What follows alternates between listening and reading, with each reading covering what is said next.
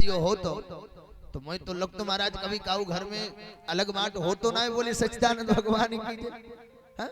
आप अपने लड़के का जब विश्लेषण बताते हो, महाराज हमारा लड़का सोना है, हीरा है, ये है वो है, लेकिन कभी आपने नहीं बताया कि लड़का थोड़ा बहुत तम्बाकू वाकू भी खा लेता है, गुटखा भी खा लेता है।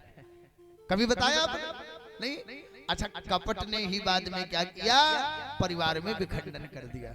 जब विवाह तय हो संपन्न हो गया गांधारी जी का, तो एक दिन इन्होंने धृतराष्ट्र जी से कहा, मेरा जो पहला पति था ना वो बकरा था। बोले कैसे? का मेरी कुंडली में दोष था, तो मेरा विवाह मेरे पिताजी ने बकरे से कर दिया, और बाद में जब दोष समाप्त हुआ तो मैं आपकी पत्नी बनी।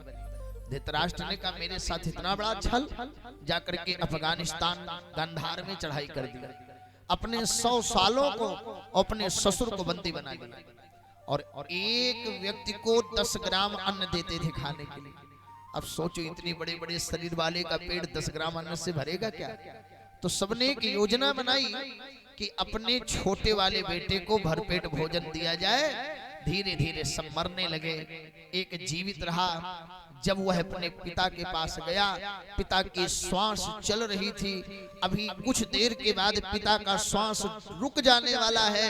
उसने कहा, पिताजी कोई मेरे लिए संदेश उपदेश? तो उसने कहा कि जो पांडवों ने, जो कौरवों ने हमें इतना दुख दिया है, इतना दंड दिया है, एक काम करना, उनका पूरा परिवार सहित समूल विनाश करवाना, तब तुम मेरे पुत्र कहलाओगे। सब वह बालक थोड़ा सा मुस्कुरा ही रहा था कि तब तक बाप ने खींच करके एक लात मारा, और उसका जो पांव था वह टूट गया। बोले, पिताजी अभी खिला पिला करके पाल पोस करके आपने बड़ा किया, फिर मेरा पांव क्यों तोड़ दिया? तो कहा कि जब तेरा ये पांव टूटा रहेगा तब तुझे पता रहेगा कि तेरे पिता के साथ कितना अत्याचार हुआ था। वही गांधार से भारत देश में आया, और उसी का नाम हुआ मामा शकुनी, और वह हो गया कौरवों का हितैषी, और उसने जुआ खिलाया। और प्यारे, ऐसा जुआ हुआ आप सभी जानते हैं, जिसमें द्रौपदी दांव पर लगा दी गई। और बाद में क्या हुआ आप सभी को पता होगा महाराज। और फिर भीम ने देखा कि बार बार दुर्योधन जंघा दिखा रहा है, द्रौपदी मेरे जंघा पर बैठ जा निर्वस्त्र होकर के। भीम ने कहा, अगर मैं कुंती पुत्र भीम हूं तो मैं तेरी इसी जंघा को तोड़ूंगा। युद्ध समाप्त होने को था, और इसी बीच में भीम ने दुर्योधन का जंघा तोड़ दिया। यद्यपि ये शास्त्र का नियम नहीं है कि कटि प्रदेश से नीचे प्रहार किया जाए, लेकिन फिर भी जब दाऊ भैया डांटने लगे कि भीम ये क्या, तो भगवान श्री कृष्ण ने समझाया, आई तो तुम्हें बात धर्म की बहुत देर में आई, और अगर याद पहले आ जाती होती नहीं लड़ाई। आज आप धर्म की बात कर रहे हो दाऊ भैया, क्या वो धर्म नहीं था? जब धृष्टद्युम्न ने पीछे से आकर के अभिमन्यु का वध कर दिया, क्या वो अधर्म नहीं था?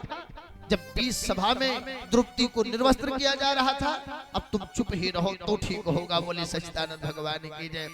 दुर्योधन ने संकल्प कर लिया कि मैं इसका प्रतिशोध चुकाऊंगा।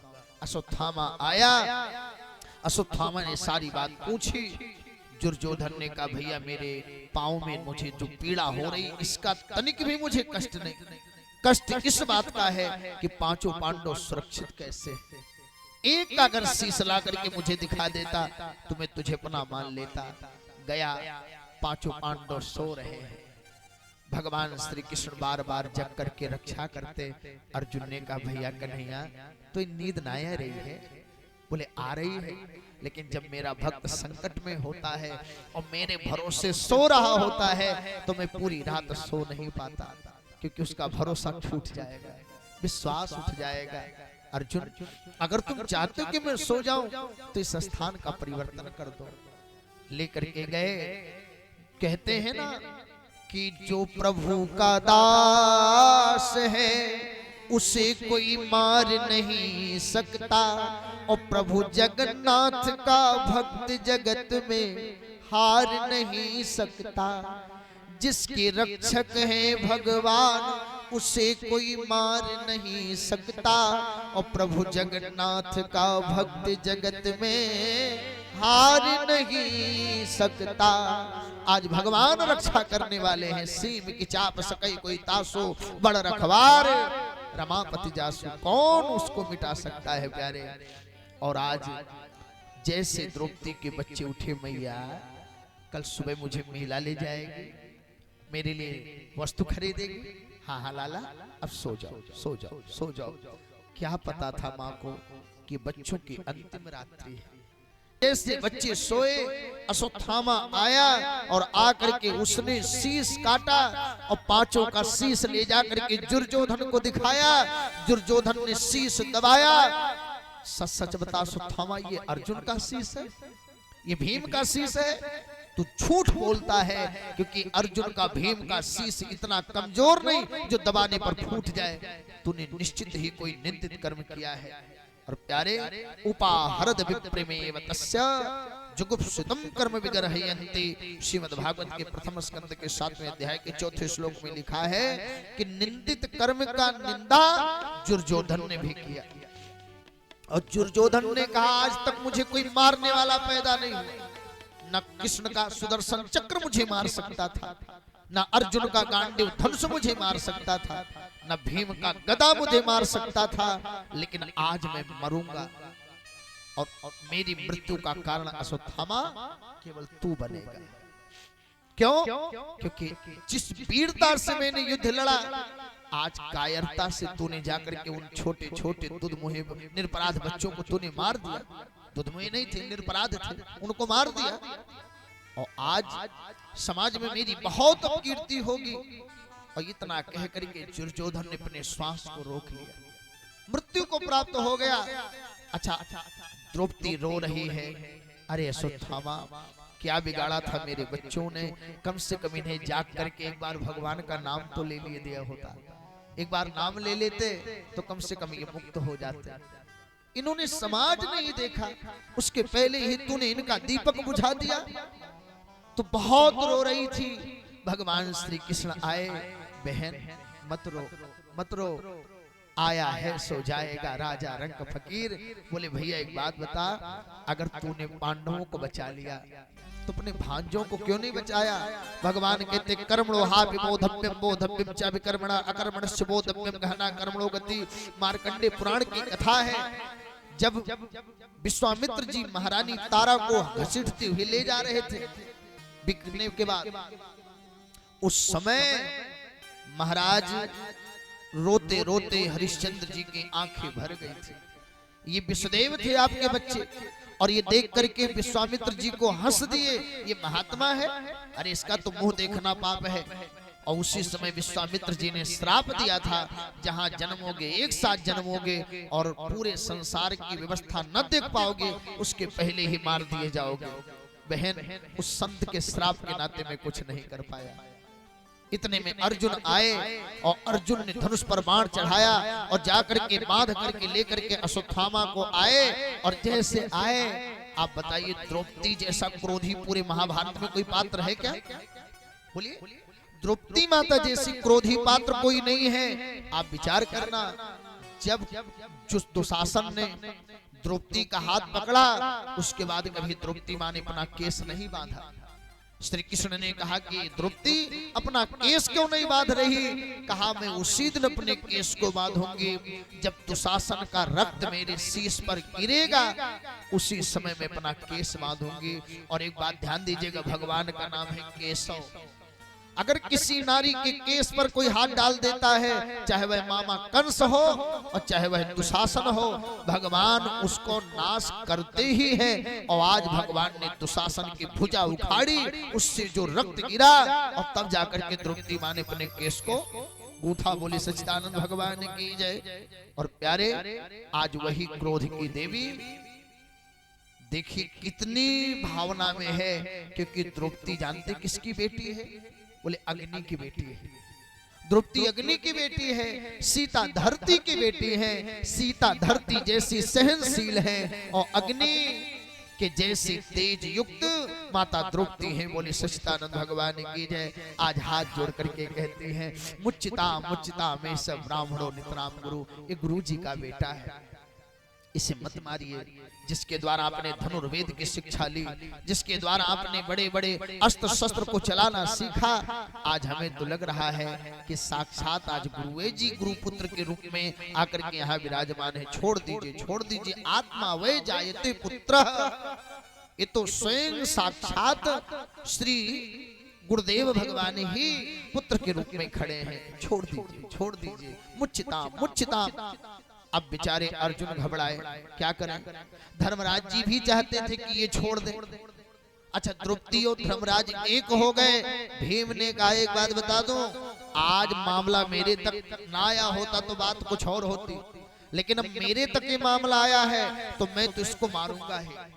नकुल भी बोले मैं मारूंगा, सहदेव बोले मैं मारूंगा। अब बेचारे बड़े परेशान। एक भाई कहता है मार दो, एक भाई कहता है छोड़ दो।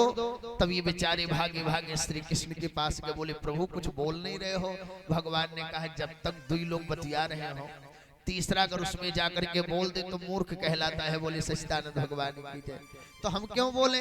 हमसे कोई पूछे तो हम बोले? तो बोले प्रभु अगर आप चुप रहोगे तो बात बिगड़ जाएगी, कुछ बोलिए। तब भगवान ने कहा कि ब्रह्म बंधुन हंतव्य आता ताय बधार है, मयो भय मापनाथ परिपाय अनुशासनम। ब्राह्मण को मारना नहीं चाहिए, लेकिन आता ताई को छोड़ना नहीं चाहिए। तो अर्जुन ने कहा प्रभु ये ब्राह्मण भी है, ये आता ताई भी है, तो आता ताई का लक्षण क्या है? बोले मत्तम प्रमुत्तम मतम सुप्तम बालम स्त्रियम जड़म प्रपन्न विरथम भीतम नारीपु हंति धर्मवित। श्रीमद् भागवत के प्रथम स्कंद के 7वें अध्याय के 36वें श्लोक में लिखा है कि जो नारी पर हाथ उठावे, जो निरपराध को मारे, जो गृह आदि ग्रसित लोगों को मारे, जो छोटे हुए बालकों को मारे, ऐसा व्यक्ति जो घृणित कर्म करता है उसे क्या कहते हैं? जोर से बोलिए, आताताई। और ये आताताई है, भले ही गुरु जी का पुत्र है, इसको मार दीजिए।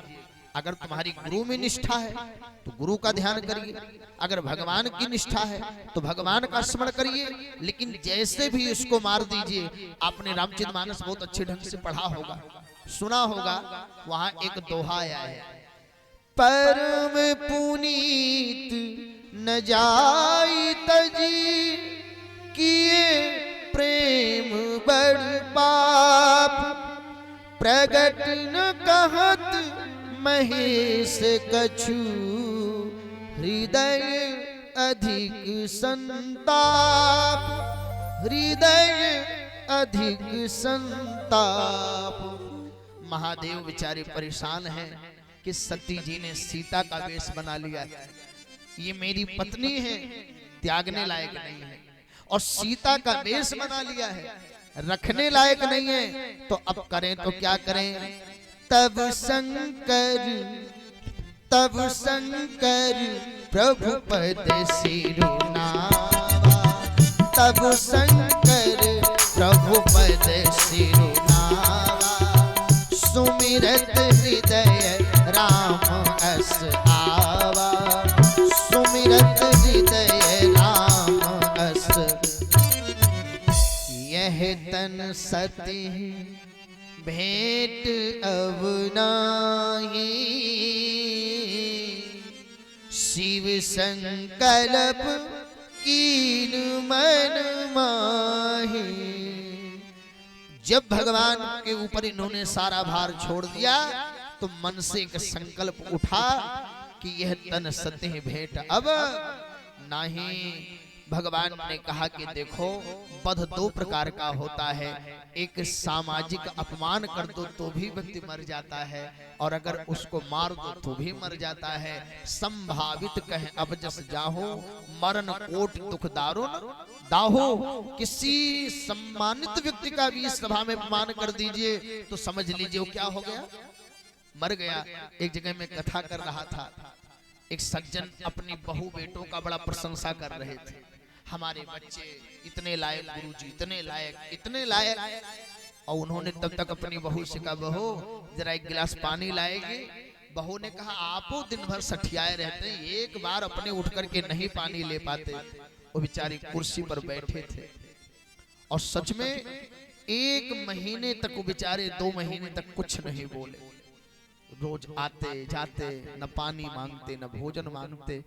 और 2 महीने के बाद बेचारे के श्वास की गति रुक गई और उन्होंने एक चिट्ठी पर लिखा कि मुझे लगता था कि दुनिया में सबसे बड़ा भाग्यशाली मैं हूं कि मेरे बच्चे कभी मेरी बात का उत्तर नहीं देते, लेकिन आज मेरे ही बहू ने सबके सामने मेरा अपमान कर दिया, तो इसका मतलब अब ये समाज हमारे लिए रहने लायक नहीं है। तो प्यारे उस सम्मानित व्यक्ति थे, तभी तो उनको हृदयाघात हो गया। इसलिए जीवन में बहुत सोच विचार करके कार्य करना चाहिए। तो आज भगवान ने एक संकेत किया, बोले क्या?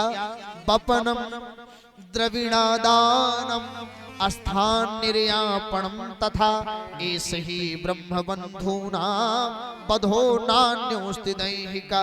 भगवान ने 3 उपाय बताया। बपनम, बपनम माने जानते हैं? दाढ़ी मूछ इसका हटा दो। द्रविणादानम या उसकी संपत्ति छीन लो। और तीसरा स्थान निर्यापणम तथा या उसको स्थान से निकाल दो। इसके अलावा और कोई दैहिक बध नहीं है। अर्जुन जान गए कि इसके पास एक मणि है, इसके प्रभाव से न भूख लगता है, न प्यास लगता, न नींद आती। अगर इसकी मणि छीन ली जाए तो इसकी मृत्यु हो जाएगी। बोली सच्चिदानंद भगवान की जय। और तुरंत अर्जुन ने क्या किया? तलवार के नोक से उस मणि को निकाल लिया, घाव हो गया। और महाभारत में तो यह भी कथा है कि भगवान ने अश्वत्थामा को श्राप दे दिया कि 3000 वर्ष तक तेरा ये घाव कभी ठीक नहीं होगा। तेरे इसी शरीर से ऐसी दुर्गंध निकलेगी कि जैसे कोई सड़ा हुआ मुर्दा हो। तेरे पास कोई नहीं आएगा, तू बन बन भटकता रहेगा।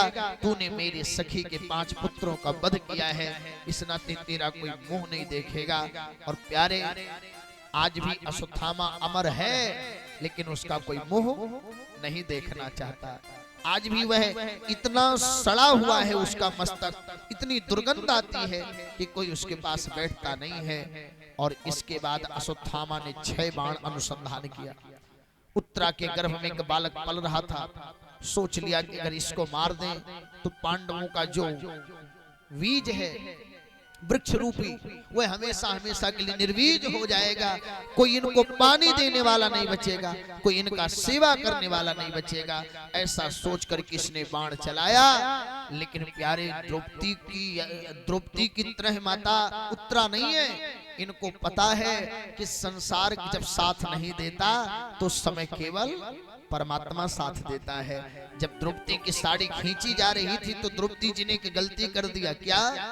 सभा बीच पति 5 हमारे और महावीर रण हरहि नटारे।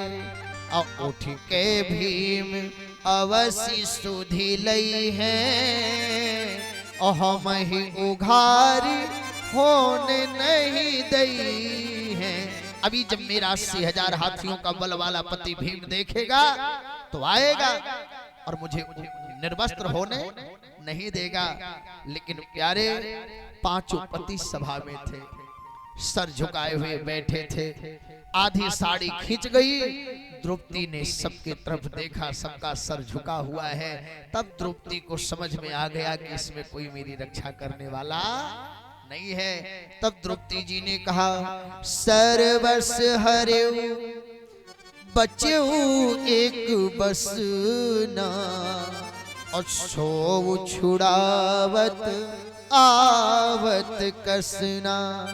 और बीते अवध नाथ नहीं आई हो तो हम ही उघारी देखी पछतई हो। भैया अगर आप अभी नहीं आए तो आप मुझे उघार देख करके पछताओगे। आज खींचे दुशासन साड़ी मेरी लाज गई गिरधारी, मेरी लाज गई गिरधारी कि मेरा यहाँ कोई नहीं, कि मेरा यहाँ कोई नहीं, कि मेरा यहाँ कोई नहीं, कि मेरा यहाँ कोई नहीं।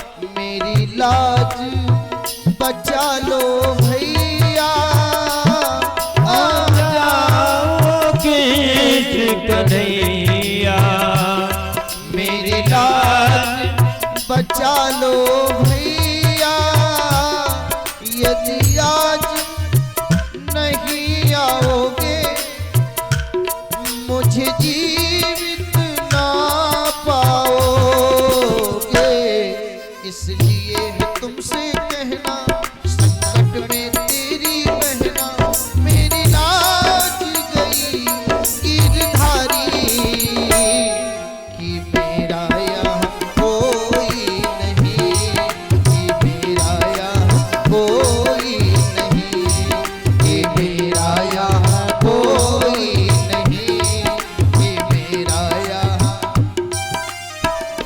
और परिणाम क्या निकला? जब कोई नहीं आता, भक्तों की आंख में आंसू प्रभु देख न पाते हैं, कन्हैया दौड़े आते हैं। सारी बीच नारी है कि नारी बीच सारी है, कि सारी की ही नारी है, कि नारी की ही सारी है। एक बात बताऊं, जरा सी बात पर बरसों के याराने गए, चलो कुछ अच्छा हुआ लोग तो पहचाने गए।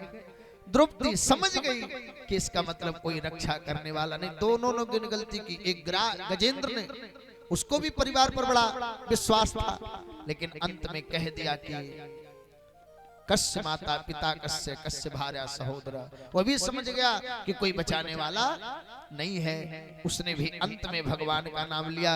तो उत्तरा ने कहा, हम अंत में भगवान को काहे बुलावें, हम तो पहले में भगवान को बुलाएंगे।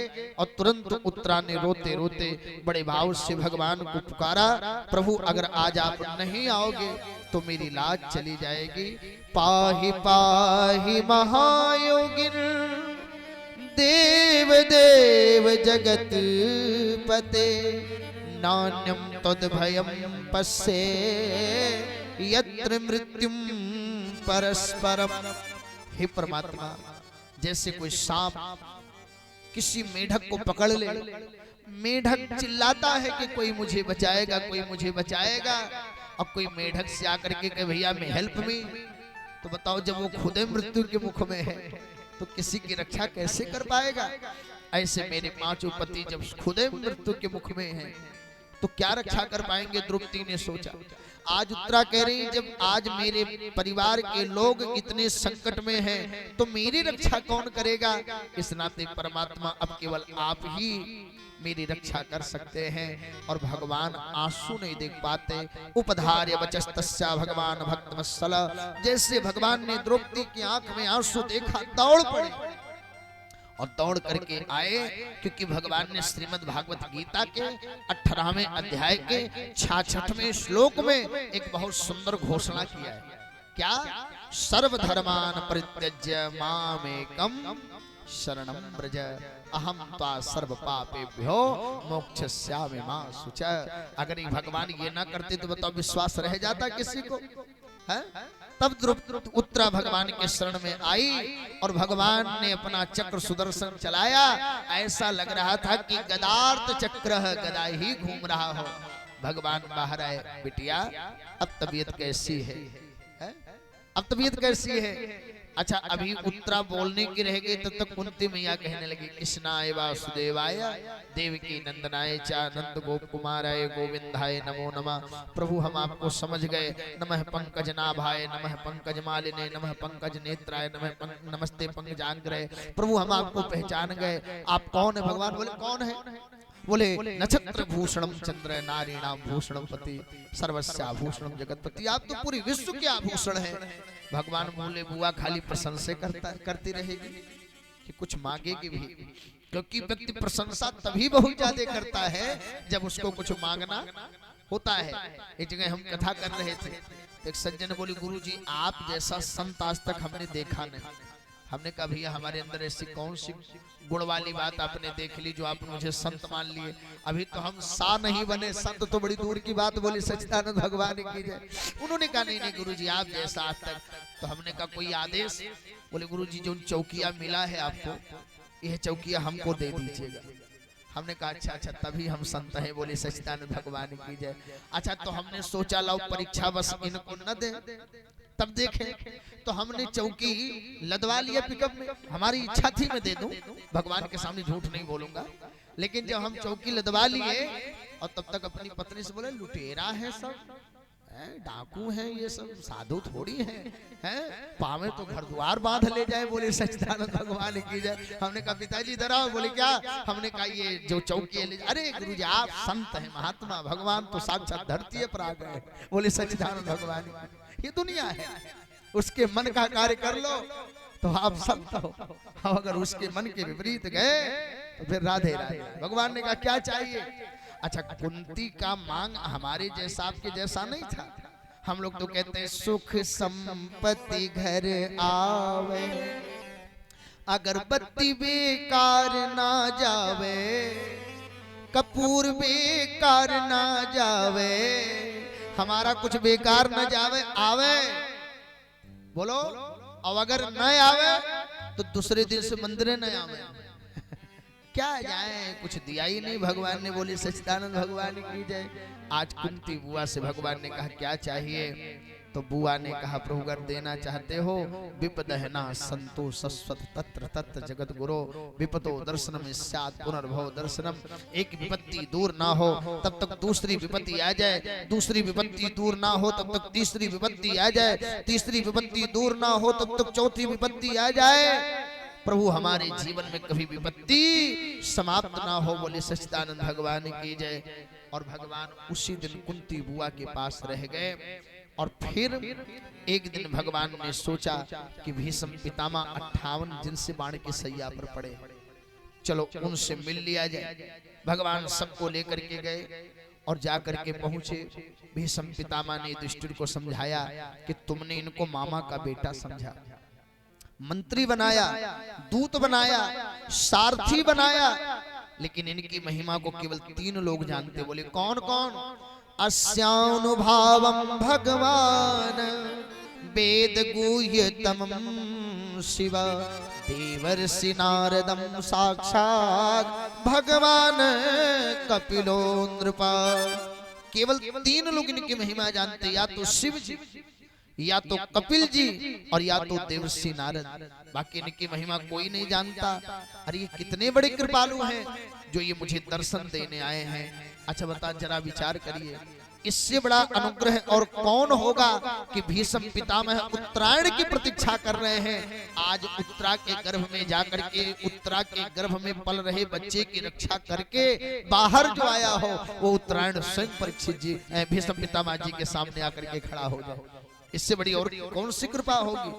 सादेव देवो भगवान प्रतीक्षिता कलेवरम यावदिदं हिनोम्यहं प्रसन्नहासारुणलोचनो रसं ननमुखाम्बुजो ध्यान पतश्चतुर्बुधः। भगवान से भीष्म पितामह ने कहा एक बात कहूं प्रभु। बोले क्या? जब तक मेरा शरीर छूट ना जाए तब तक मुस्कुराते रहो, 2 हाथ और बढ़ा लो, चतुर्भुज हो रूप हो जाओ। भगवान ने कहा इससे क्या होगा? बोले इससे हमारे जीवन में बहुत शांति मिलेगी। 22 दिन तक भगवान श्री कृष्ण के सामने भीष्म पितामह ने राज धर्मान, मोक्ष धर्मान, दान धर्मान, विभाग, स्त्री धर्मान, सब धर्म के विषय में बताया।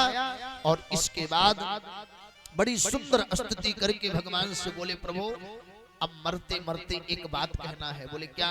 हमारी बिटिया से विवाह कर लो। भगवान चौंके, आपकी बिटिया कैसे? आपने तो कहा था हम विवाह ही नहीं करेंगे।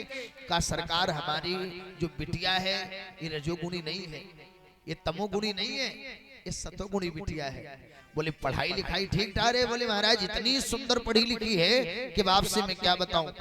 बोले कितनी पढ़ी लिखी है? बोले महाराज इसके अंदर किसी प्रकार का कोई दुर्गुण है ये नहीं है। भगवान बोले तब? तो बोले महाराज इसी नाते निवेदन है कि आप मेरी बेटी से विवाह कर लीजिए। बोले कौन है आपकी बेटी? बोले मेरी बेटी का नाम बुद्धि है, और मैं जानता हूं जब तक कि आपसे नहीं जुड़ेगी तब तक इधर उधर भटकती रहेगी, और जब आपकी पत्नी हो जाएगी तो ये फिर संसार की चर्चा नहीं करेगी। आप इसे स्वीकार कर लीजिए। और एक बात और, जब तक मेरा शरीर न छूट जाए तब तक आप मुस्कुराते रहिए। देहांत काले तुम सामने हो, मुरली बजाते मन को लुभाते, गाता यही गीत मैं प्राण त्यागूं, हे नाथ नारायण वासुदेवा। इतना कह करके भीष्म पितामह ने अपने शरीर को त्याग दिया। आज प्रभु भी रो दिए, क्योंकि राजा दशरथ के मरने पर वशिष्ठ जी रोए थे। और भीष्म पितामह के मरने पर भगवान श्री कृष्ण रोए। कुछ लोग आते हैं, किसी के एक आंसू पर हजारों लोग रोते हैं, कोई रोता है जीवन भर, हजारों लोग सोते हैं। कर्म ऐसा करो प्यारे दिलों की दूरियां कम हो, जो रोते को हंसाते हैं वही इंसान होते हैं, जो रोते को हंसाते हैं वही इंसान होते हैं। आज भीष्म पितामह के मरने पर भगवान रोए और बाद में द्वारिका चले गए। भगवान का द्वारिका में इतना भव्य स्वागत हुआ, क्यों? क्योंकि भगवान के द्वारा तो कुल पवित्र हुआ। बोले कौन कौन सा? अहो अलम श्याघतमं यदुकुलम, अहो अलम पूर्णतमं मधोवनम। जिस यदुकुल में भगवान ने जन्म लिया वो यदुकुल पवित्र हो गया भगवान के आने से, और जिस मधुवन में जाकर के भगवान ने विहार किया वो मधुवन भी भगवान की कृपा से पवित्र हो गया। बोले सच्चिदानंद भगवान की जय। लोग सुमन बरसा रहे, सुमन माने जानते हैं, सुंदर मन। और इसके बाद भगवान अपनी सुधर्मा सभा में बैठ करके नित्य का कार्य करने लगे। हस्तिनापुर में सुंदर बालक का प्रकाट उत्सव हुआ, बड़ा सुंदर उत्सव मनाया गया। और यह बालक पहला बालक है कि जन्म बाद में लिया और दर्शन पहले किया। और कोई बालक जन्म लेते ही बैठता नहीं है, पेट में लेटे वो लेटे मही, जननी संग लेटी के बाल कहाए।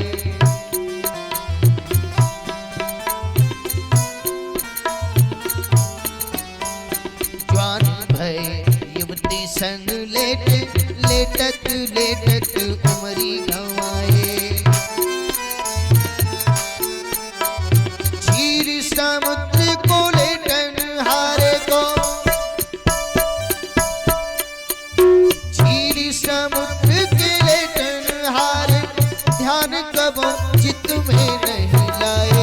लेटत लेटत लेटे रहे, चिताऊ में लेटन के दिन आयो। लेटत लेटत लेटे रहे, चिताऊ में लेटन के दिन आयो, चिताऊ में लेटन के दिन आयो। परीक्षित जी लेटे नहीं, परीक्षित जी जन्म लेते ही बैठ गए। अच्छा अब आप देखिए, भगवान को ढूंढ रहे परीक्षित, कहाँ है वो चतुर्भुजधारी, कहाँ वो शंख चक्र गदा पद्म वाले हैं।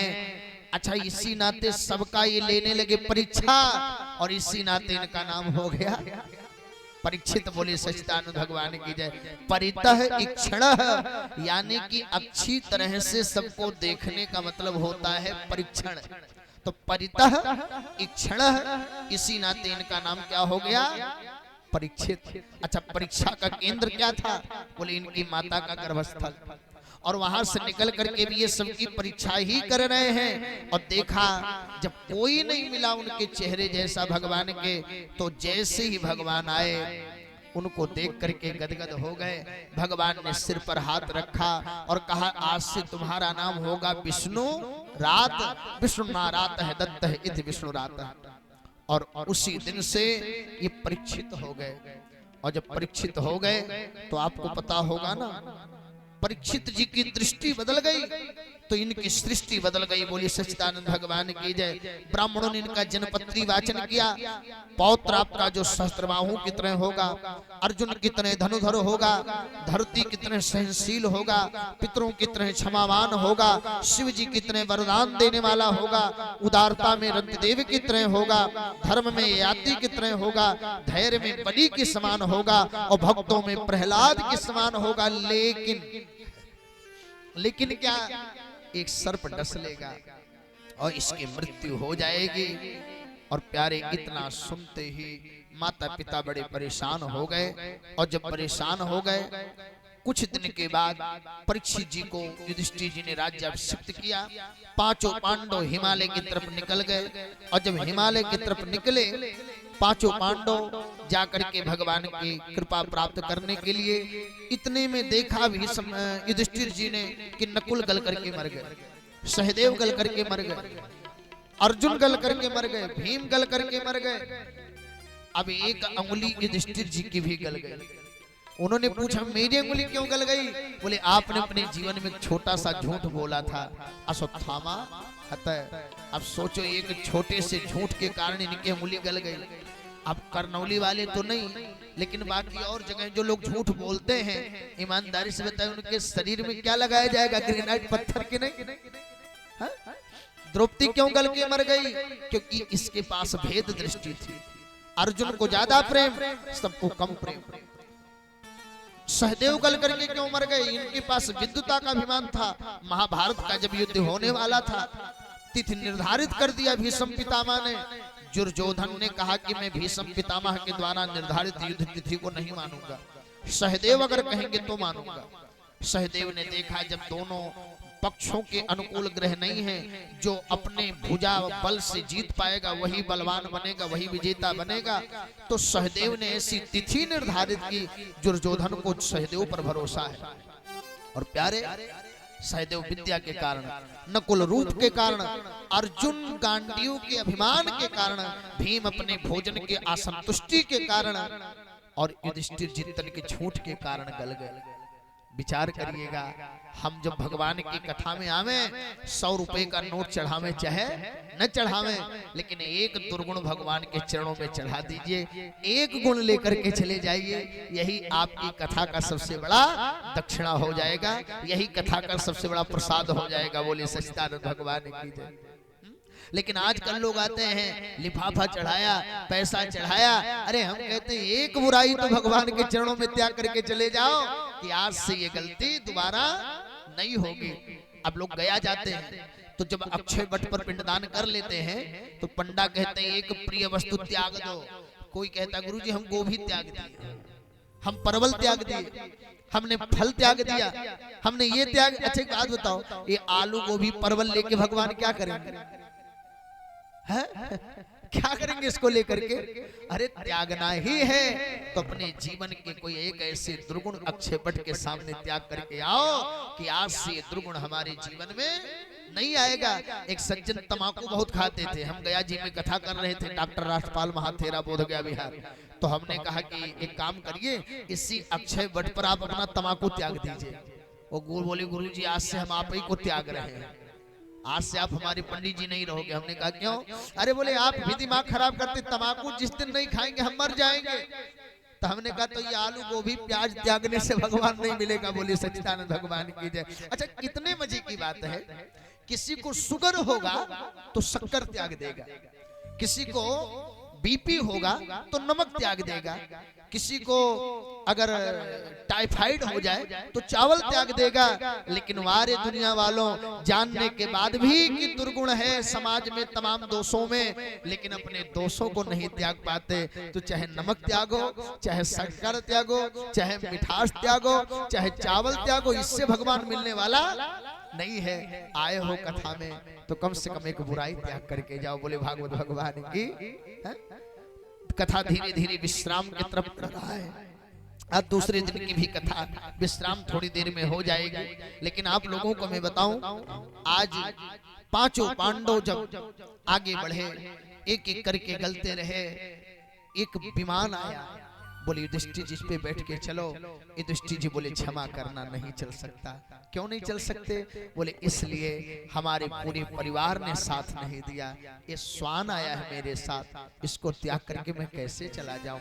उसी श्वान के शरीर से धर्मराज प्रकट हो गए और कहा तुमने अंत तक धर्म का साथ दिया है, इस नाते आज हम आपका साथ दे रहे हैं, आप चलिए। और प्यारे तुरंत धर्म के विमान में बैठ करके युधिष्ठिर जी स्वर्ग को चले गए। आया राज्य युधिष्ठिर जी के पौत्र महाराज परीक्षित का। भद्रासुम की तुमालम चा भारतम चोत्रान कुरु किम पुरुषादीन वर्षाणी विजित्य जग्रहे बलि। विशाल सेना लेकर के राजाओं महाराजाओं को जीतते हुए राजा परीक्षित आगे बढ़ रहे हैं और जहां जाते इनके बाबाओं की प्रशंसा होती और जब ये प्रशंसा सुनती तो कुछ देर वहां ठहर जाते। और तब तक इन्होंने देखा क्या, धर्मं पदेकेन चनन विक्षायाम प्रभ्यगाम प्रक्षसुष्मासु बदना विवस्सामि मातरम। उन्होंने देखा कि एक गाय जिसका बछड़ा नहीं है रोती हुई जा रही है। बैल 3 पांव से रहित होकर के एक पांव पर रेंगता हुआ जा रहा है। धर्म ने पूछा आप कौन? पृथ्वी ने कहा मैं भगवान की पत्नी। लेकिन मुझे इतना घमंड हो गया था कि मेरे जैसा कोई श्रेष्ठ नहीं है, तो भगवान ने मुझे छोड़ दिया। आप कौन? धर्म ने कहा मैं भी धर्म था। जब कोई धर्मात्मा बनता तो मुझे भी बड़ा अभिमान हो जाता। एक दिन भगवान की कृपा से मेरा 3 चरण कट गया, अब केवल 1 चरण के सहारे रेंग रहा हूं। तो इतने में पृथ्वी ने कहा आप दोष किसको देंगे? तो इन्होंने कहा किसको दोष दें? न काल की गलती है, न कर्म की गलती है, और ना ही इसमें भगवान की गलती है। मैं तो समझता हूं कि इसमें सब कोई मेरा प्रारब्ध खराब रहा होगा, जिसके नाते मैं इतना व्यथित थकित श्रांत क्लांत संतप्त हो। दोनों बात कर रहे थे, इतने में राजा परीक्षित दोनों की बात सुन रहे हैं। और तब तक देखा एक सांवला सा पुरुष हाथ में डंडा लेकर के आ रहा है। राजा परीक्षित जी ने डांटा, कौन है तू? कस्तम मच्छरणे लोके बलान्धस्य बलान्वली नरदेवेश वेषण नमन कर्मणागति। कौन है तू? और इन निरीह पशुओं को तू दंडित क्यों कर रहा है? अर्जुन के जाने के बाद तुझे क्या लगता है कि गौपालक समाप्त हो गए? अरे अभी उनके वंश का ये परीक्षित है, तू गौ वंश को नष्ट नहीं कर सकता।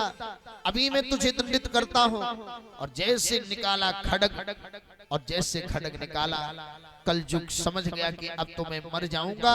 तात्पाद मूलम शीर्षा समाद भय विह्वल, चरणों में गिर पड़ा।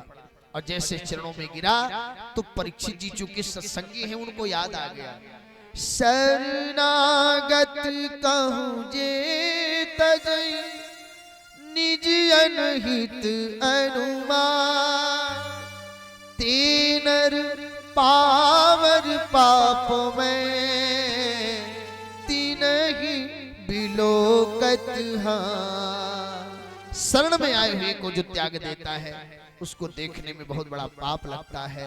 क्षमा धर्म, क्षमा सत्यम, क्षमा दानम, क्षमा यशः, क्षमा स्वर्गस्य सोपान, मिति वेद विदो विदोहो।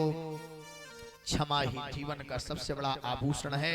राजा परीक्षित जी ने कहा मैं तुझे क्षमा करता हूं, लेकिन एक बात कहूं, तपः शौचम दया सत्यम मिति पादा कृतिकृता अधर्मास्त्रियो भगना अस्मय मदस्तव। जो ये 3 पांव कट गए हैं सत्य, दया और तप के, उसको तू छोड़ करके चला जा, गौवंश को छोड़ करके चला जा और मेरे राज्य से बहुत दूर चला जा।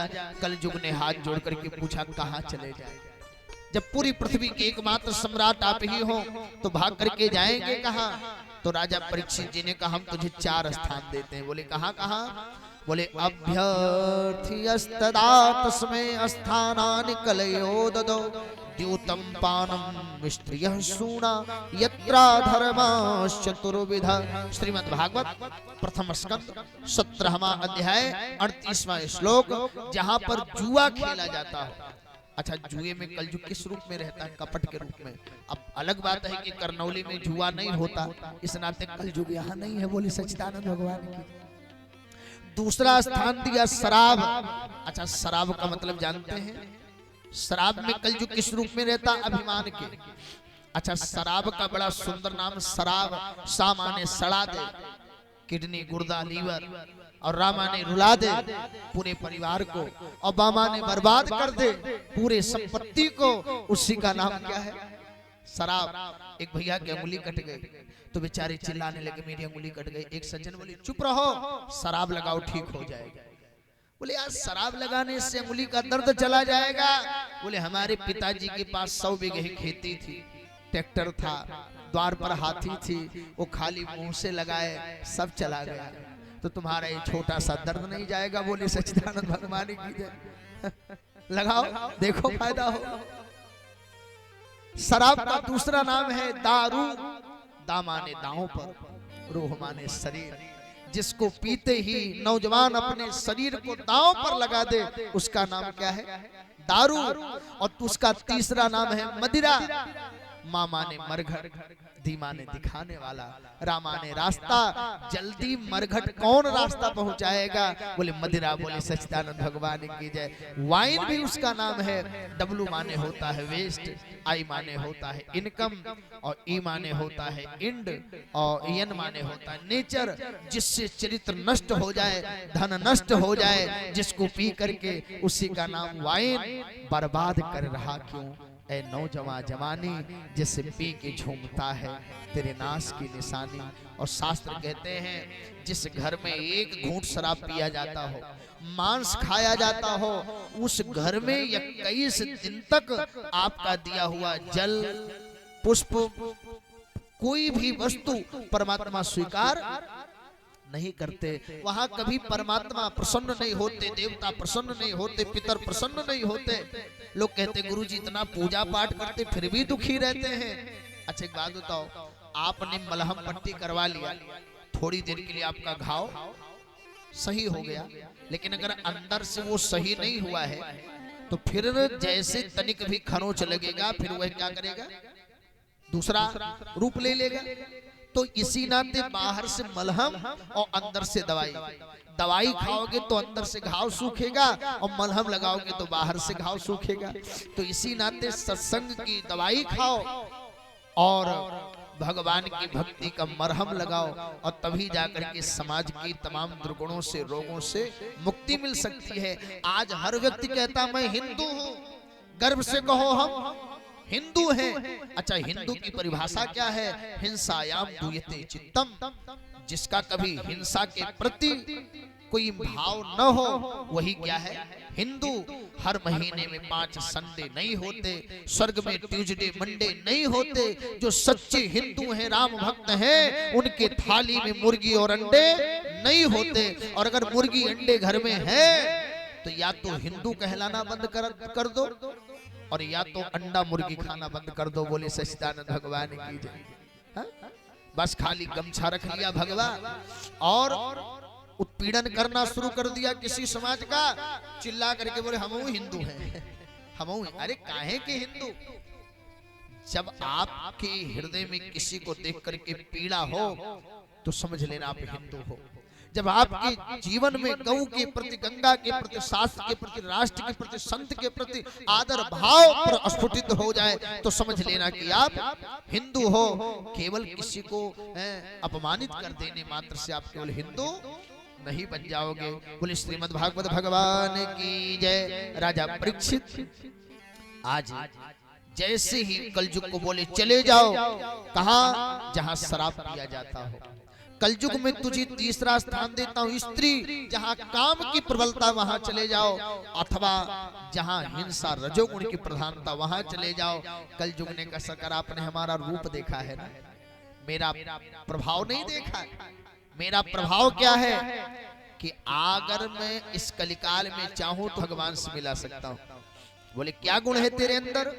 बोले कलयुग केवल हरि गुण गा, कलयुग केवल हरि गुण गा, गावत नर पावहि भव था, गावत नर पावहि भव था। राजा परीक्षित समझ गए। नाम देष्टिम कलिम सम्राट सारंग इव सारभोग कुशल न्यासु सिद्ध्यन्ति नेत्राणि कृतानि चा। जैसे कोई पुष्प पर भौरा बैठा हो तो एक केवल पुष्प का रस ले जाता है और कुछ नहीं ले जाता। ऐसे राजा परीक्षित ने देखा कि इसके अंदर तो एक सार है, तत्व है। उस तत्व को लेकर के राजा परीक्षित ने कलयुग को छोड़ दिया। लेकिन प्यारे, शत्रु कितना भी आपसे समझौता कर ले, लेकिन सावधान रहना चाहिए। नारद जी ने जब कामदेव को क्षमा कर दिया तो बाद में वही कामदेव 3 शत्रुओं को लेकर चढ़ाई कर दिया। काम, क्रोध और लोभ लेकर चढ़ाई किया कि नहीं किया? इस नाते शत्रु से सावधान। जिसको छोड़ दिया राजा परीक्षित ने। एक दिन अपने बाबा आदि की व्यवस्था देख रहे थे, बाबा कुछ रख करके गए कि नहीं गए, और तब तक इन्होंने देखा एक बॉक्स, उसमें एक मुकुट देखा। मुकुट को शीश पर धारण करके, और जो राजा परीक्षित का नियम था कि वेश बदल करके जाते, साधु सेवा कर जाते, भेष बदल करके जाते, बैलगाड़ी में सामान रख के पहुंचा देते। कौन भेजा? बोले कोई नहीं, आप केवल प्रयोग करो। आज वही महाराज परीक्षित एकदा धमरुद्यम्य विचरण मृगयाम बने मृगानुगत श्रांत क्षुधित तृषितो भृशम, लेकर के धनुष बाण मृग मारने चल पड़े। क्यों? क्योंकि प्यारे आज सर पर बैठा है कल जो अपराध करा रहा है। ऋषि बैठ करके ध्यानस्थ हैं, वृत्तियां अंतर्मुखी हैं, बाहर की समाज से कुछ लेना देना नहीं। राजा परीक्षित को लगा कि लगता ये मुझे देख करके नेत्र बंद करके बैठा है, और जैसे लगा कि ये मुझे देख करके नेत्र बंद करके बैठा है, और तुरंत इन्होंने ठाट करके कहा, हे महात्मा उठ, तू जानता नहीं कि हम कौन है? लेकिन जब इसके बाद भी महात्मा नहीं उठे तो इसको लगा कि राजा परीक्षित को लगा कि ये मेरा सम्मान नहीं करता, इसका मतलब इसको तो मुझे दंडित ही करना चाहिए। और दंडित करने की भावना से अवज्ञातमिमात्मानं मन्यमानश्चुकोपहा, अपमानित होकर के ये ना आसन दिया, ना जल पूछा, ना बैठने के लिए कहा, गए और जाकर के देखा एक सांप मरा था। सांप नहीं था, ये राजा परीक्षित का कर्म था। जब राजा परीक्षित छोटे थे तो एक दिन इन्होंने, एक ऋषि बैठे थे, उनके गले में एक नकली सांप लपेट दिया। महात्मा ने श्राप दे दिया, जब तू बड़ा होगा तो यही नकली सर्प असली सर्प बन करके तुझे डसेगा। इसी नाते जीवन में कर्म अच्छा करिए, कर्म अच्छा करोगे मुझे पाओगे, ना करोगे तो पीछे को पछताओगे। पाप करते सभी जिंदगानी कटी, बाद आंसू बहाए तो मैं क्या करूं। अच्छे कर्म करो, हमेशा शास्त्र संत यही कहते हैं। और आज राजा परीक्षित जी ने एक बुरा कर्म किया था। क्या किया? हाथ में उठाए धनुष का कोना, और धनुष का कोना लेकर के आए। राजा परीक्षित जी विनरगच्छा धनुष कोट्या निधाय पुरमागत, उसी में सांप को लपेट लिया, ला करके ऋषि के गले में लपेट करके चल पड़े। आश्रम राजा महल में पहुंच करके मुकुट को उतारा, और जैसे मुकुट को उतार करके बेचारे बैठे, आंख भीग गई। अरे राम राम, इतना बड़ा अपराध कर दिया मैंने। देखिए, दो प्रकार का पाप होता है, एक गीला पाप और एक सूखा पाप। गीला पाप क्या है? बोले जो तत्काल दंड मिल जाए वो क्या है? गीला पाप का फल। और जो समय समय पर मिले वो सूखा पाप है। अब आप जानते हैं ना, जो गीला पाप है उसका जो फल है वो 3 वर्ष में, अथवा 3 महीने में, अथवा 3 पक्ष में, अथवा 3 दिन में ही उसका फल भोगना पड़ता है। त्रिवर्षे स्त्रिभी मासे स्त्रिभी पक्षे स्त्रिभी दिने अतूत कट्टे पाप पूर्णे हिवे में फल सुनते।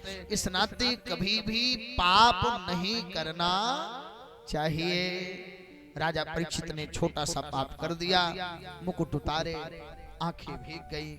अपने एक शिष्य को भेजा श्री समीक जी ने, जाकर के बता दो कि आज के 7वें दिन तुम्हें मर जाना है। और जैसे राजा परीक्षित जी को पता चला कि आज के 7वें दिन मर जाना है तो रोए नहीं। देखिए 5:07 होने को है बिहारी जी की कृपा से। अभी हम देखिए घड़ी तो पहने, लेकिन हम देखे नहीं, लेकिन हो सकता है इतना हो। बोले सच्चिदानंद भगवान की जय। 5:07 हो रहा है। थोड़ी देर की चर्चा और है, क्योंकि 3:30 बजे से कथा प्रारंभ हुई है। तो अगर 2 भी घंटा कथा ना होगी तो निश्चित रूप से मुझे असंतुष्टि होगी, क्योंकि मैं जिस घर का अन्न खा रहा हूँ, जिस परिवार का अन्न खा रहा हूँ, तो बिना परिश्रम के खाना उचित नहीं है। तो अगर आप लोग चाहेंगे तो 5:30 बजे तक कथा होगी, नहीं अगर आप लोग चाहेंगे तो आल्हक मौत गवैया खाते। बोले सच्चिदानंद भगवान की। आप लोग आल्हा सुने कि नहीं कभी?